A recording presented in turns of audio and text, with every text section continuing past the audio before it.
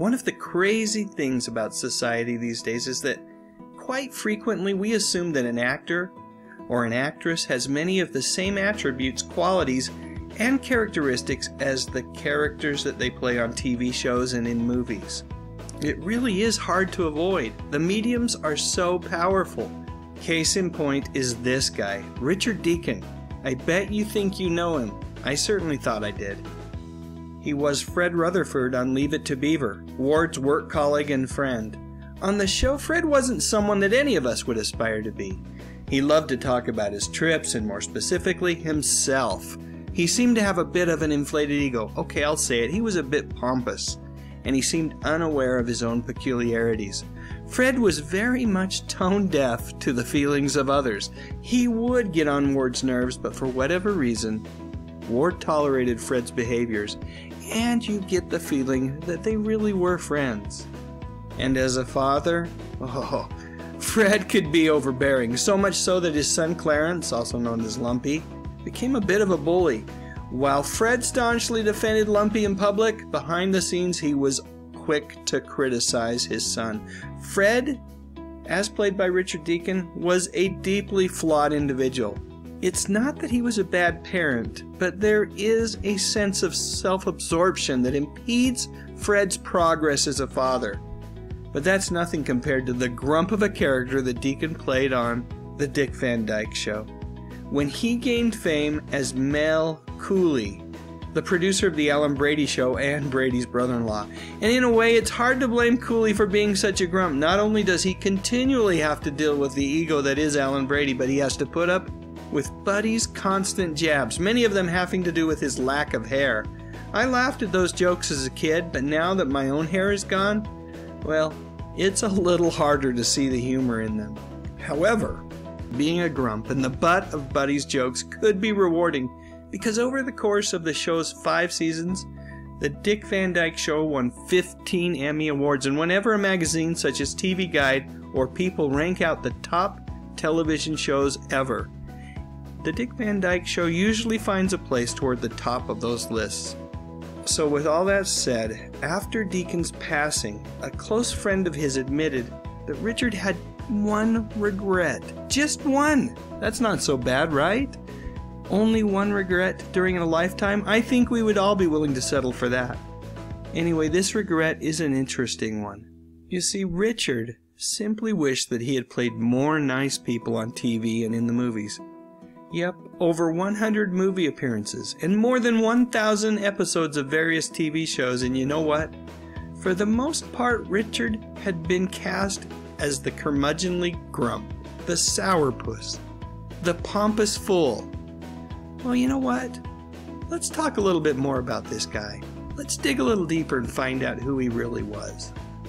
Richard Deacon was born in 1921 in Philadelphia. At a relatively young age, his family moved to Binghamton, New York. And when he was 11, Richard contracted polio. Back in those days, polio was a pretty darn scary thing. Thank heavens we don't have to worry about that anymore. Well, unless you're in Pakistan, Afghanistan, or Nigeria. Back then, in a small number of children, polio resulted in severe paralysis. Because Richard's parents wanted to do everything that they could to help him keep his muscles strong, they enrolled him in dance classes, where Richard showed true talent. Later on in high school, Richard became friends with a guy named Rod. You may remember him from a little television show that would transport viewers to a different realm of imagination on a weekly basis. Inspired by the doctors and nurses who had given him such good care as a young man, Richard decided that he wanted to go into medicine, and during World War II, he served in the Army Medical Corps. Upon returning from the war, Richard interned at a hospital in Binghamton. But at some point, whether he was dancing, singing, or giving it a go in community theater, Richard discovered his true passion. He loved to entertain others, and as you say, the rest is history. So we've talked about Fred Rutherford and Mel Cooley. But that isn't all that Richard was known for. It turns out that Richard loved to cook, so much so that he ended up having his own cooking show on Canadian television. And Richard, being something of an early adopter with all sorts of technology, jumped on the microwave bandwagon and introduced his television audiences to new ideas around how to cook traditional dishes. The food he would prepare was elegant and super delicious, and the best part was, he would get it done in a quarter of the time. Over time, Richard became almost as famous for his cooking as he had been during his 60s heyday with television comedy. He even had a best-selling cookbook. But comedy was still in his blood, and as such, he made many guest appearances on various television shows during the 70s as well.